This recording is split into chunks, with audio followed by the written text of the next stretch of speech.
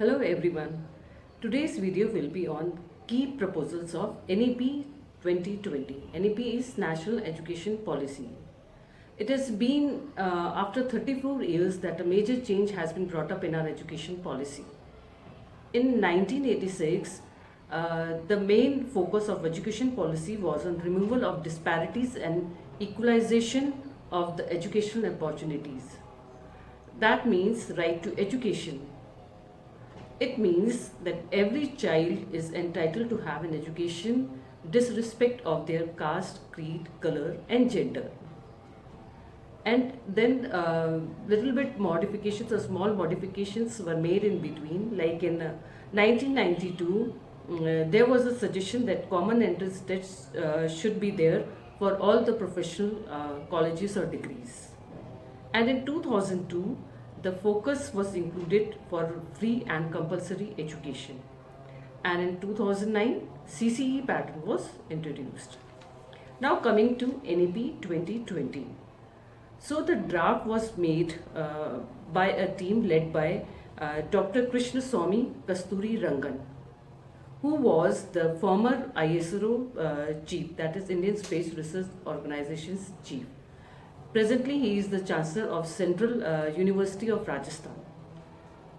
Now, NEP 2020 says that there will be a shift from academic pattern of 10 plus 2 to 5 plus 3 plus 3 plus 4. यानी कि जो पहले 10 plus 2 का academic pattern था, 10th के बाद 11th and 12th and after that the professional education, अब उस 10 को उन्होंने 10 प्लस 2 को ब्रेकअप कर दिया है 5 प्लस 3 प्लस 3 प्लस 4 में. Now what does this mean? Now, let me first tell you the main focus of NEP 2020 is on improving the quality of education. पहले तो हम लोग एजुकेशन फॉर ऑल कर चुके, फ्री एंड कंपलसरी एजुकेशन कर दी, लेकिन अभी एजुकेशन की क्वालिटी इंप्रूव करने पर फोकस है 2020 NEP का. So what does 5 plus 3 plus 3 plus 4 means? It means that first 5 years of a child education will be the foundational stage. In this NEP 2020, they have covered pre-primary education also. Previously, whether a child has done pre-primary education or not, a child on the basis of age was given admission in first standard. But now, since we are aware that brain development, maximum brain development happens till age of 5. So now the pre-primary education has also been taken into consideration. Now this 5 years of education will be for children from 3 to 8 years of age. First 3 years will be for pre-primary, that is nursery, lower KG and upper KG, and then classes 1 and 2. In this foundational stage, focus will be on concept formation and with activity based learning, यानी कि playway method से, and the puzzles, brainstorming things like puzzles and the creative skills like painting and music will also be taken into consideration and will also be included in this. Language skills, alphabet skills and number skill will also be taken into consideration in foundational stage. That means कि 3 साल से लेकर 8 साल के बच्चे के लिए language skills, number skills improve कराए जाएंगे, और ये सब होगा एक्टिविटी बेस के द्वारा, एक्टिविटीज़ के द्वारा ये सब चीज़ें कराई जाएंगी. Now next 3 years will be the preparatory stage, that is of children between from 8 to 11 years of age, that is class 3rd, 4th and 5th. इसमें everything will be introduce as a subject. पहले EVS में ही काफ़ी सारी चीज़ें include हो जाती थी, लेकिन अब there will be segregation of subjects. तो introduction of subjects like speaking, reading, writing, physical education, languages, art, science and maths, इस तरीके से सब्जेक्ट्स अलग अलग इंट्रोड्यूस किए जाएंगे. And the focus will be on language and numeracy skills through activity based and classroom interactions. Main emphasis will be on classroom interactions, means instead of telling them ये करने से ये हो जाएगा, उसकी बजाय ये पूछेंगे ये करने से क्या होगा, then we will reach to the conclusion.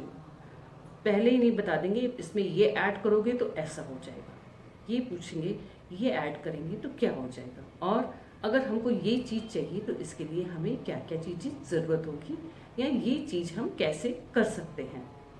तो there will be more of a brainstorming process through classroom interactions.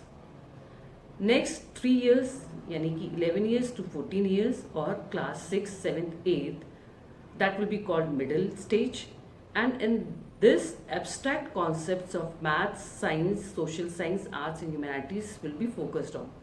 अब now you will say what are abstract concepts, and abstract concepts मतलब जिसका कोई physical form ना हो। For example, our culture, the culture we follow, इसने किसी ने देखा है किसी का इसका कोई फिजिकल फॉर्म है? It is the traditions we are carrying on that is form the part of a culture. ठीक है, लाइक इन मैथ्स जीरो और इन्फिनिटी किसी ने देखा है? नहीं, it is the abstract concept. So the abstract concept thinking will be led importance in middle stage. और इसके अलावा coding, decoding and mainly vocational skills will be introduced. ये फोकस रखा गया है कि 8th स्टैंडर्ड के बाद बच्चे में एक स्किल तो इतना अच्छा डेवलप हो जाना चाहिए कि उसके बेसिस पर वो कुछ कर सके, कुछ अपने लिए कर सके, कुछ देश के लिए कर सके, कुछ रिसर्च मतलब अपनी लिविंग, रिसर्च नहीं कहेंगे, अपनी लिविंग तो कम से कम कर सके। इसी के लिए वोकेशनल स्किल्स भी इंट्रोड्यूस करा देंगे, so that after class 8 their education should not go waste, it should earn living, at least living to that child. Then comes next 4 years of senior stage. Senior stage includes class 9th, 10th, 11th and 12th, यानी कि board exam of 10th and 12th. Here focus will be on critical thinking. इसमें critical thinking बहुत important रहेगी और काफ़ी सारा practical भी emphasis ले होंगे मेरे ख्याल से इसमें। और the most important thing is कि multiple option of subjects. Now there will be no hard differentiation between art subjects and science subjects. An art subject child can take science subjects also. A science subject student can take art subjects also. Like chemistry के साथ fashion या physics के साथ photography. You can take that subjects. यानी in nutshell you can say a child will study subjects of his or her own interest. जो आजकल हमको कहते आए हैं कि हम वो subjects क्यों पढ़ें जो जिसमें हमको इंटरेस्ट नहीं है, वाई टू ड्रैग। तो I think this is a very good proposal by NEP 2020 कि बच्चा वही सब्जेक्ट करे जिसमें उसको इंटरेस्ट है और उसमें मास्टरी हासिल करे। So there will be multiple option subjects. तो ये रहा हमारा 5+3+3+4 का पैटर्न, द एकेडमिक स्ट्रक्चर। उसमें ये चीज़ें कराई जाएंगी। NEP ने लैंग्वेज स्किल के बारे में भी बोला है कि लैंग्वेज स्किल्स में mother tongue should be use till 5th standard. 5th standard तक तो मदर टंग होनी चाहिए।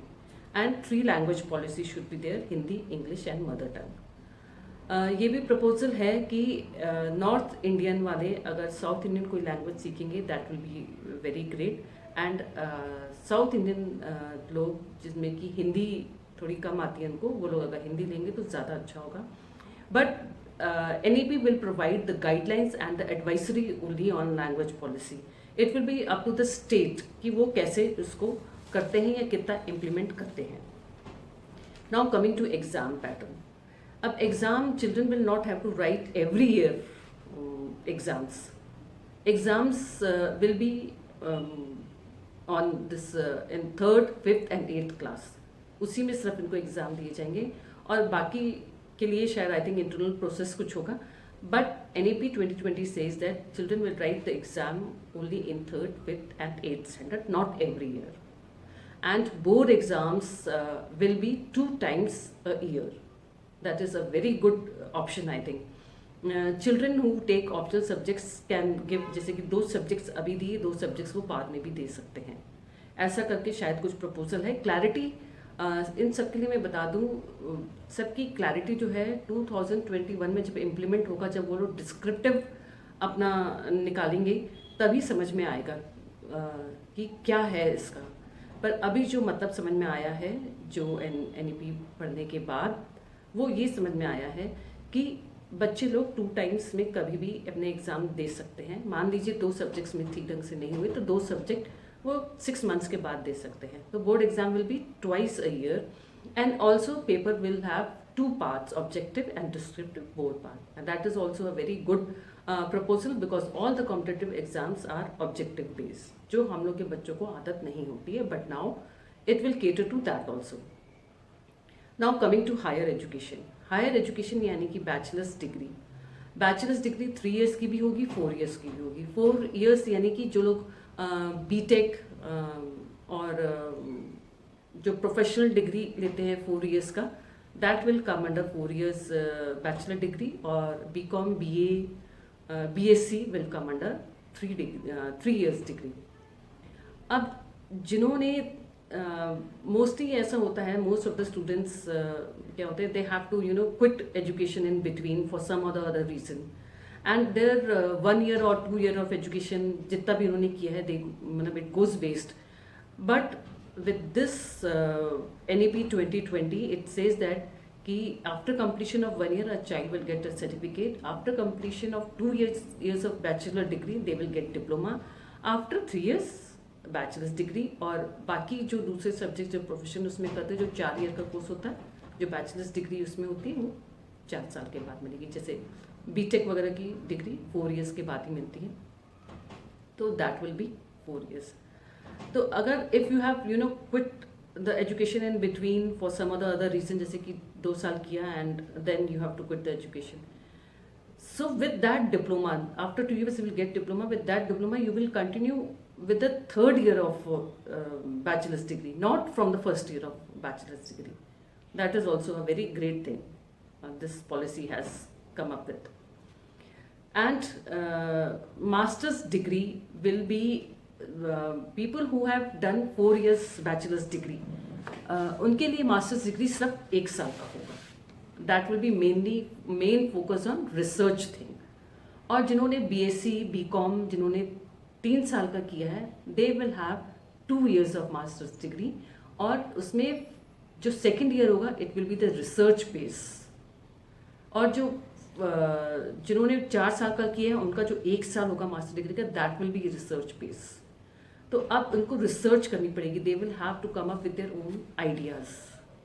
और उसके बाद उन्होंने MPhil डिसकंटिन्यू कर दिया। इसके बाद उनको you can go for PhD और DPhil, doctorate in philosophy. MPhil they have discontinued. So this is I think great thing.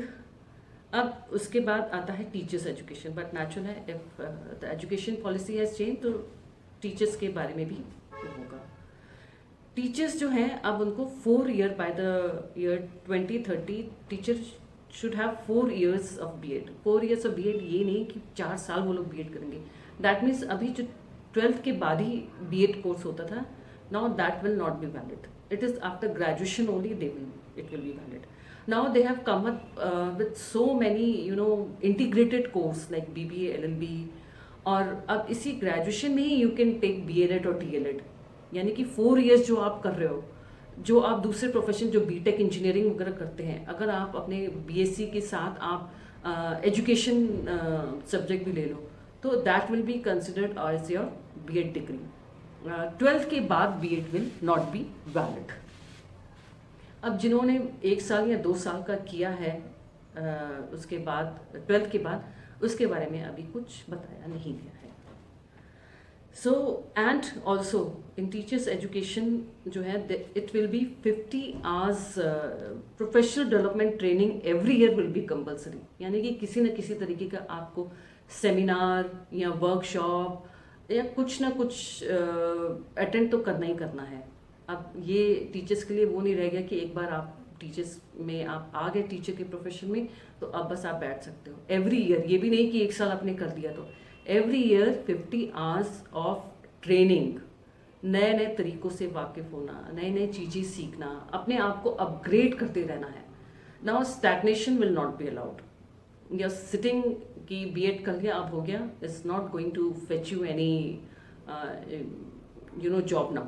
You have to upgrade yourself. So 50 hours of continuous professional development training every year is necessary. और जो government jobs में है for them मतलब it has been propose that there will be no excessive transfers कि हर 6 महीने बाद या 1 साल बाद इधर उधर भेज दिया, वो नहीं होगा. एंड नो एडमिनिस्ट्रेटिव वर्क ज़्यादा उनके लिए नहीं दिया जाएगा. So this was the education policy proposed 2020 का. लेट अस सी 21 में इम्प्लीमेंट जब होता है उसमें और क्लैरिफिकेशन आएगा कि जो चीज़ें अभी क्लियर नहीं हैं वो बाद में क्लियर हो जाएंगे. And this is according to my understanding of NPE, NEP, sorry. Thank you.